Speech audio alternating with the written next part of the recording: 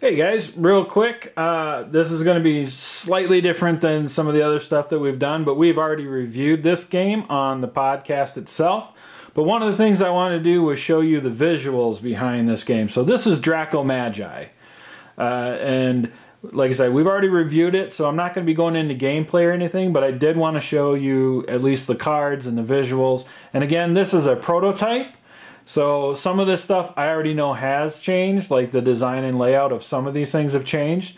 So go on to the Draco Magi Kickstarter and you can see the differences and some of the updates that they've done to basically improve the game, which is already a really great game. This is one that both Jordan and I really liked and we had a lot of fun with. And I just wanted to show you how visually appealing this game really is. I don't know if the review gave us that. So, components.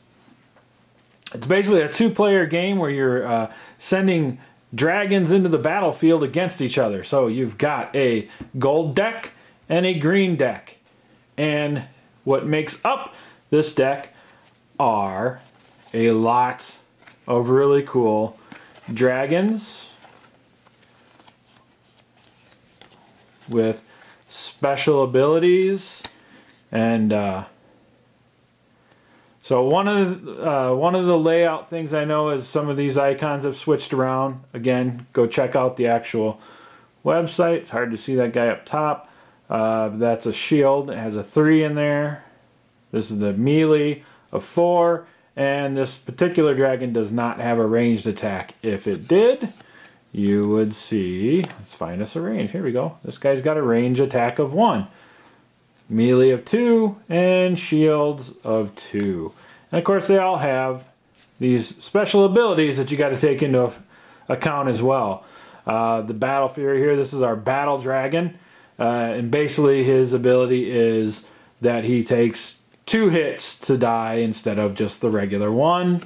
You got your stealth dragon back here, which is kind of cool. He gets to slide underneath instead of when you play these dragons, you usually play them on top of each other. He gets to basically slide down the stack somewhere, and if he's in a battle that wins, you get to draw an additional advanced battle card, which is pretty cool. So all of these guys have different abilities, but again, just awesome, amazing artwork, and they're working towards some stretch goals with more amazing artwork, more amazing dragons.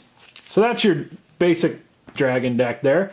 Then you have, this will be our gold battle deck, which you can see from the gold around it to let you know that these belong to the gold player.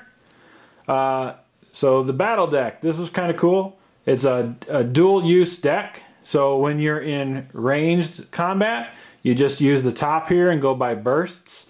So the person defending goes by bursts on this side. The person attacking goes by bursts on this side. And then when you're in melee, you can use some of this stuff on the bottom. So bites and magic, bite or retreat, claw attacks.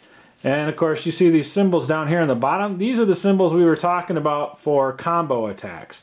So for instance, this sun and this star, these can't be used together, or this moon, but let's say I have this sun and this sun in my hand for attacking. Now I can do a bite attack. If I just had these 2 cards for some reason, I have to pick which one I'm going to use because they can't be comboed together.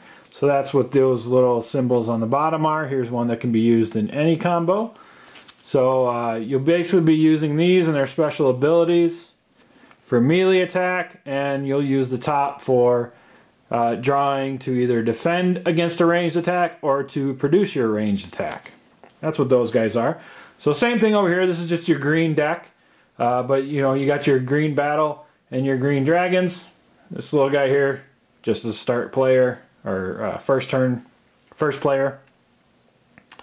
Then in the middle here, these are your advanced battle cards. Same kind of deal. So these can be used by both players. You'll be drawing from them. You'll start with a few. And again, red here signifies that they're the advanced ones. But these have a little more, usually a little more functionality, a little more power to them, and do various things a little bit better than, say, your normal battle. That's like this is a double bite, stuff like that. Here's a bite and a claw. You can do all kinds of things with these, and of course you see some of the bursts up top are pretty good as well for your ranged and defense of ranged attacks. So you'll be adding these in as the game goes along as well, and they'll start going into your battle deck. And then we have the locations that we're fighting over. And again, this is one of the things I know has changed a bit, like the text scroll and stuff has gotten bigger, and they've made the text bigger. But these are all double-sided. And there's a dragon that can flip these over. And it could be something like this one where it's pretty much the same on both sides.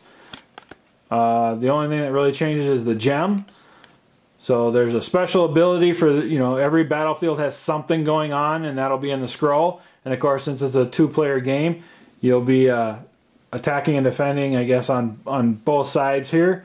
So each player gets to see what the ability is. And then this is the gem basically you're trying to collect. So you see the gem changed, but nothing else did. But some of these, here we go. See the actual, here we've got the dungeon with a red gem, but if it gets flipped, suddenly you're fighting in the Darklands and another red gem, but a different location with a different ability. So again, all of these are here. They're all double-sided. And you are always kind of fighting over 3 battlefields at a time. So there you go. Those are the base components for Draco Magi. Again, prototype. Check out the Kickstarter to see all the great things that are going on. The Kickstarter is doing very well, which there was no doubt. Not only beautiful components, but Robert Burke and Richard Lanius working together on a game. You really can't go wrong. So there you go. Draco Magi.